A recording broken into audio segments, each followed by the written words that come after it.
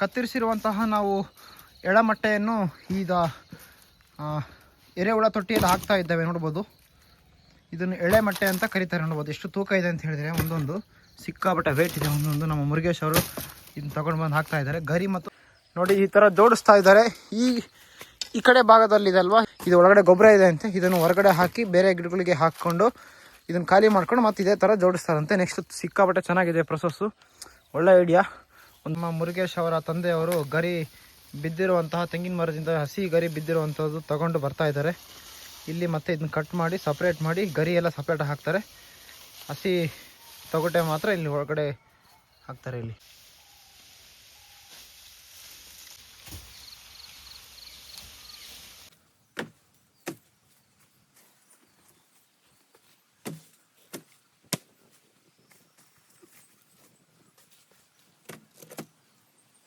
ನಾವು ಇವತ್ತು ತುಮಕೂರು ಜಿಲ್ಲೆಯ ತಿಪಟೂರು ತಾಲೂಕಿನ ಬಿದಿರೆಗುಡಿ ಬಳಿ ಬರುವ ಚಿಕ್ಕ ಬಿದಿರೆ ಎಂಬ ಹಳ್ಳಿಯಲ್ಲಿ ನಮ್ಮ ಸ್ನೇಹಿತರಾದ ಮುರುಗೇಶ್ ಅವರ ತೋಟದಲ್ಲಿ ಇದ್ದೀವಿ.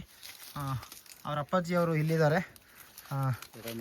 ನಮ್ಮ ರೈತರು ಇಲ್ಲಿ ಅವರ ಅಪ್ಪಾಜಿಯವರು ಎರೆಹುಳ ಗೊಬ್ಬರವನ್ನು ಹೇಗೆ ತಯಾರು ಮಾಡಬೇಕು, ಎಷ್ಟು ಪರಿಶುದ್ಧವಾಗಿರುತ್ತೆ ಮತ್ತು ಅದನ್ನು ಹೇಗೆ ಬಳಸಬೇಕು ತೋಟಕ್ಕೆ ಅನ್ನೋದು ಪೂರ್ತಿ ಮಾಹಿತಿ ಕೊಡ್ತಾ ಇದ್ದಾರೆ.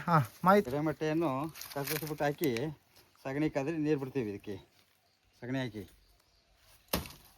ಹಾಗೆ ಪೂರ್ತಿ ಆ ಗರಿ ಹಾಕ್ಬಾರ್ದು. ನಾವು ಗರಿ ಸಪ್ರೇಟ್ ಮಾಡ್ಕೊಂಡು ಕತ್ತರಿಸ್ಕೊಂಡು ಕಡೆಗೆ ಗರಿನೂ ಹಾಕ್ತೀವಿ. ಗರಿ ಹಾಕ್ತಿರಲ್ವ? ಫಸ್ಟ್ ಒಂದ್ಸರಿ ಸಗಣಿ ಕದರಿ ಆಮೇಲೆ ಗರಿ ಹಾಕ್ತೀವಿ. ಗೊಬ್ಬರ ಈ ಥರ ಇರೋದಂತ. ಇದಾದ ತಕ್ಷಣ ನೆಕ್ಸ್ಟ್ ಏನು ಮಾಡ್ತೀರಾ ಇದಕ್ಕೆ? ಕಸರೆಲ್ಲ ಕೊಳೆ ಇದೆಯಲ್ಲ, ಕಸರೆಲ್ಲ ತುಂಬಿಟ್ಟು ನೀರು ಬಿಡ್ಬೇಕು. ಕಸರೆಲ್ಲ ಹಾಕಿ ಇದನ್ನೆಲ್ಲ ತುಂಬಿಟ್ಟು ನೀರು ಹಾಕಿ. ಎಷ್ಟು ದಿನ ಬಿಡ್ತೀರಾ ನೀರು? ನೀರು 1-2 ಸಾವಿರ ಬಿಡ್ತೀವಿ. ಇದು ಮಾಡ್ಬಿಟ್ಟು ನೆನೆಸ್ಬಿಡ್ತೀವಿ. ಆಮೇಲೆ ಸಗಣಿ ಎಲ್ಲ ಕೊಳತಾಗಬೇಕಲ್ಲ, ಕೊಳಿಬೇಕಲ್ಲ. ಸಗಣಿ ನೀರು ಹಾಕ್ತಿರಲ್ವಾ? ಸಗಣಿ ನೀರು ಹಾಕಿ ಕೊಳಿಸ್ಬಿಟ್ಟು ಆಮೇಲೆ ಎರೆಹುಳ ಅದಾಗೆ ಬರುತ್ತೆ. ಏನು ತೊಂದರೆ ಇಲ್ಲ.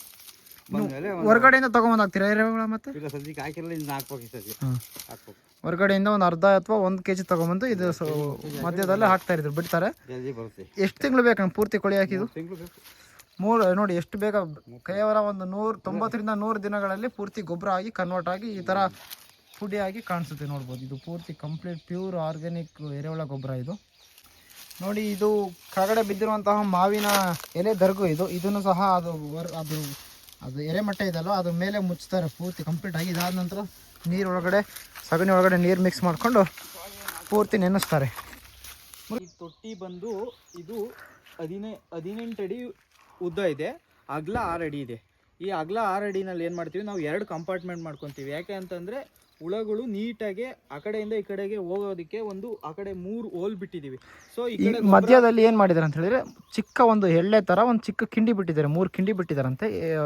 ಸರಬರಾಜು ಆಗ್ಲಿಕ್ಕೆ ಆ ಕಡೆ ಈ ಕಡೆ ಓಡಾಡಲಿಕ್ಕೆ ಎರೆಹುಳಗಳು ಅಂದರೆ ಈ ಕಡೆ ಊಟ ಖಾಲಿ ಆಗ್ತಿದ್ದಂಗೆ ಆ ಕಡೆ ಇದಕ್ಕೆ ಸಿಗೋ ಥರ ಮಾಡಿದ್ದೀವಿ. ಓಕೆನಾ? ಇದು ಏನು ಫಸ್ಟು ನಾವೇನು ಮಾಡ್ತೀವಿ ಅಂತಂದರೆ, ನಮ್ಮದು ತೆಂಗಿನ ಗರಿ ಮತ್ತು ತೆಂಗಿಂದು ಎಡಮಟ್ಟೆ ಇದೆಲ್ಲ ಬರುತ್ತಲ್ಲ, ಇದನ್ನು ನಾವು ಇಲ್ಲಿಗೆ ಹಾಕೊಂಡು, ಅಂದರೆ ಇದನ್ನೆಲ್ಲ ನೀಟಾಗಿ ಕಟ್ ಮಾಡಿಬಿಟ್ಟು ನೀಟಾಗಿ ಒಂದೇ ಇದರಲ್ಲಿ ಲೇಯರ್ ವೈಸ್ ನಾವು ಇದನ್ನು ನೀಟಾಗಿ ಹಾಕ್ಕೊಳ್ತೀವಿ. ಅದಾದಮೇಲೆ ಫಸ್ಟ್ ಬಂದ್ಬಿಟ್ಟು ಎಡಮಟ್ಟೆ ಫಸ್ಟು ಯಾವುದು ಸ್ವಲ್ಪ ಹಾರ್ಡ್ ಇರುತ್ತಲ್ಲ ಅದನ್ನೊಂದು ಸ್ವಲ್ಪ ಕೆಳಗಡೆ ಹಾಕ್ತೀವಿ. ಅದಾದಮೇಲೆ ಬಂದು ನೆಕ್ಸ್ಟು ಸ್ವಲ್ಪ ಕೊಳ್ತಿರೋದನ್ನೆಲ್ಲ ಸಗಣಿ ಗೊಬ್ಬರ ಎಲ್ಲ ಇದು ಬರುತ್ತೆ, ಸಗಣಿದೆಲ್ಲ ಇದು ಎಲೆಗಳೆಲ್ಲ ಬಿದ್ದಿರ್ತದೆ, ತೇಗದೆಲ್ಲ ಎಲೆ ಬರುತ್ತಲ್ಲ, ಆ ಎಲೆ ಎಲ್ಲ ಮುಚ್ಚಿಬಿಟ್ಟು ಅದ್ರ ಮೇಲೆ ಮತ್ತೆ ನಾವು ಸಗಣಿ ಮತ್ತು ನೀರು ಎಲ್ಲ ಕದ್ರಿ ಮೀಥೇನ್ ಗ್ಯಾಸು ಎಕ್ಸಿಟ್ ಆಗಬೇಕು. ಮೀಥೇನ್ ಗ್ಯಾಸು ಅಂದರೆ ಸಗಣಿ ಮತ್ತು ನೀರನ್ನು ಹಾಕಿ ಕದ್ರಿ ಇದ್ರ ಮೇಲೆ ನೀಟಾಗಿ ಎಲ್ಲ ಇದು ಮಾಡ್ತೀವಿ, ಅಂದರೆ ಒಂದೇ ಥರ ಲೆವೆಲಿಂಗ್ ಮಾಡ್ತೀವಿ. ಅದಾದಮೇಲೆ ನೆಕ್ಸ್ಟು ಇನ್ನೊಂದು ಸ್ವಲ್ಪ ದಿನ ಬಿಟ್ಟು ಮತ್ತೆ ನಾವು ಅದೊಂದು ಸ್ವಲ್ಪ ಕೆಳಗಡೆ ಹೋಗಿರುತ್ತೆ, ಕೂತ್ಕೊಂಡಿರುತ್ತೆ, ಅದನ್ನೇನು ಮಾಡ್ತೀವಿ, ಮತ್ತೆ ನಾವು ಇನ್ನು ಕೆಳಗಡೆ ಹೋಗಿರುತ್ತಲ್ಲ ಮತ್ತೆ ಅದಕ್ಕೆ ಎಲೆಗಳೆಲ್ಲ ಇರುತ್ತಲ್ಲ, ತರಗು ಇದನ್ನೆಲ್ಲ, ಸೊ ಅದನ್ನು ಹಾಕಿ ನಾವು ನೀಟಾಗಿ ಬೆಡ್ ಮಾಡಿಬಿಟ್ಟು ಮುಚ್ಚಿಬಿಡ್ತೀವಿ. ಮತ್ತು ನಮಗೆ ನೆರಳು ಇರಬೇಕು ಮತ್ತು ತೇವಾಂಶ ಚೆನ್ನಾಗಿರಬೇಕು. ನೆರಳು ಯಾಕೆ ಇರಬೇಕು ಅಂತಂದರೆ, ಇಲ್ಲಿ ಈ ಟೆಂಪ್ರೇಚರ್ ನಮಗೆ ಕೂಲಾಗಿರಬೇಕು. ಸೊ ಹಂಗಾಗಿ ಚೆನ್ನಾಗಿ ಗೊಬ್ಬರನೂ ಇದಾಗಿರುತ್ತೆ. ಮತ್ತು ಎರೆಹುಳಿಗೆ ಟೆಂಪ್ರೇಚರು ಸ್ವಲ್ಪ ಕಡಿಮೆ ಇರಬೇಕು, ಮಾಯಿಶ್ಚರ್ ಅಂಶ ಇರಬೇಕು. ಸೊ ಅವಾಗ ಮಾಯಿಶ್ಚರ್ ಅಂದರೆ ಒಂದು ಇಡೀ ಗೊಬ್ಬರ ಹಿಡ್ಕೊಂಡ್ರೆ ನಮಗೆ ಸ್ವಲ್ಪ ಒದ್ದೆ ಥರ ಕಾಣಬೇಕು. ಆ ಥರ ಇದ್ದರೆ ನಮಗೆ ಗೊಬ್ಬರನೂ ಚೆನ್ನಾಗಿರುತ್ತೆ ಮತ್ತು ನಮಗೆ ನೀಟಾಗಿ ಈಲ್ಡು ಚೆನ್ನಾಗಿ ಬರುತ್ತೆ. ಬಟ್ ಒಂದು 3 ತಿಂಗಳಿಗೆ ಬರಬೇಕು ಈಲ್ಡು. ನಾವು ಹೊರಗಡೆಯಿಂದ ತೊಗೊಂಬರ್ಬೇಕು. ಅಂದರೆ ನಾವು ಎರೆಹುಳನ, ಬಟ್ ನಾವೀಗೇನು ಹೊರಗಡೆಯಿಂದ ತರ್ತಿಲ್ಲ, ನಮ್ಮ ತೋಟದಲ್ಲೇ ಬಂದು ಅವು ಸಗಣಿ ಹಾಕ್ತಿದ್ದಂಗೆ ಅಲ್ಲಿಗೆ ಬರ್ತವೆ. ಸೊ ಅವನ್ನೇ ಯೂಸ್ ಮಾಡ್ತಿದ್ದೀವಿ. ಬಟ್ ಇನ್ನೂ ನಮಗೆ ಬೇಕಂತಂದರೆ ಡಿಕಂಪೋಸರ್ ಅಂತ ಬರುತ್ತೆ. ಆ ಡಿಕಂಪೋಸರ್ ಹಾಕಿದರೆ ಬೇಗ ನಮಗೆ ಎರೆಹುಳಿನ ಗೊಬ್ಬರ ತಯಾರಾಗುತ್ತೆ. ಅದನ್ನು ನೀವು ಯೂಸ್ ಮಾಡ್ಬೋದು. ಡಿಕಂಪೋಸರ್ ಅಂತ ಬರುತ್ತೆ. ಎರೆಹುಳನೂ ಸಿಗ್ತದೆ, 1 kgಗೆ 300 ರೂಪಾಯಿ 400 ರೂಪಾಯಿ ಎಲ್ಲ ಇರುತ್ತೆ. ಸೊ ಅದನ್ನು ಯೂಸ್ ಮಾಡ್ಕೋಬೋದು ಅಂತ ಹೇಳ್ಬೋದು. ಇದು ಚೆನ್ನಾಗಿರುತ್ತೆ. ಎರೆಹುಳಿನ ಗೊಬ್ಬರ ಒಳ್ಳೆ ನ್ಯೂಟ್ರಿಯೆಂಟ್ಸ್ ಇರುತ್ತೆ. ಒಳ್ಳೆ ಚೆನ್ನಾಗಿ ತೋಟಕ್ಕೆಲ್ಲ ಹಾಕಿದ್ರೆ ಒಳ್ಳೆ ಈ ಇಳುವರಿ ಎಲ್ಲ ಚೆನ್ನಾಗಿರುತ್ತೆ. ಅದನ್ನು ನೀವು ಕೂಡ ಮಾಡ್ಬೋದು. ಮತ್ತು ತೆಂಗಿಗೆ ಎಲ್ಲ ನಾವೆಲ್ಲ ಯೂಸ್ ಮಾಡೋದೆಲ್ಲ ಇದೇ ಗೊಬ್ಬರ. ತೆಂಗು, ಅಡಿಕೆ ಮತ್ತು ಬಾಳೆ, ಏಲಕ್ಕಿ ಇದಕ್ಕೆಲ್ಲ ಯೂಸ್ ಮಾಡೋದೆಲ್ಲ ನಾವು ಇದೇ ಗೊಬ್ಬರನೇ. ನೀವು ನೋಡ್ತಾ ಇದ್ದೀರಾ, ಇಲ್ಲೇ ಗೊತ್ತಾಗ್ತಿದೆ. ಟೋಟಲ್ ಎಷ್ಟು ತಿಂಗಳು ಬೇಕು ಮುರುಗೇಶ್ ಅವರೇ ಇದು ಗೊಬ್ಬರ ಕ್ಲೀನಾಗಿ ಕಂಪ್ಲೀಟಾಗಿ ಪುಡಿ ಆಗಲಿಕ್ಕೆ? ಕಂಪ್ಲೀಟಾಗಿ ಪುಡಿ ಆಗೋಕ್ಕೆ ಅಂದರೆ ನಾವು ಯಾವ ಥರ ನೋಡ್ಕೊತೀವೋ ಅದ್ರ ಮೇಲೆ, ಅಂದರೆ ಮಾಯಿಶ್ಚರ್ ಕಂಟೆಂಟ್ ಚೆನ್ನಾಗಿ ನೋಡಿಕೊಂಡ್ರೆ ಸೊ ಚೆನ್ನಾಗಿ ಬರುತ್ತೆ ಇದು.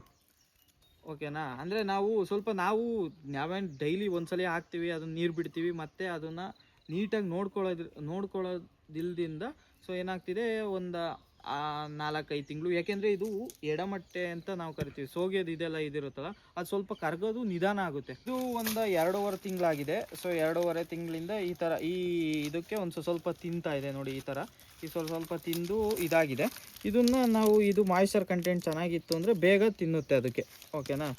ನಮ್ಗೆ ಹೆಂಗೆ ಊಟ ಯಾವ ಥರ ಬೇಯಿಸಿದ್ದು ಈ ಥರ ತಿಂತೀವಲ್ಲ, ಅದೇ ಥರ ಇದಕ್ಕೆ ಮಾಯಿಶ್ಚರ್ ಕಂಟೆಂಟ್ ಚೆನ್ನಾಗಿರಬೇಕು. ಅದನ್ನು ತಿಂದರೆ ಇಲ್ಲೆಲ್ಲ ತಿಂದಿರೋದು ನಿಮಗೆ ಗೊತ್ತಾಗ್ತಿದೆ ಇಷ್ಟಿಷ್ಟು.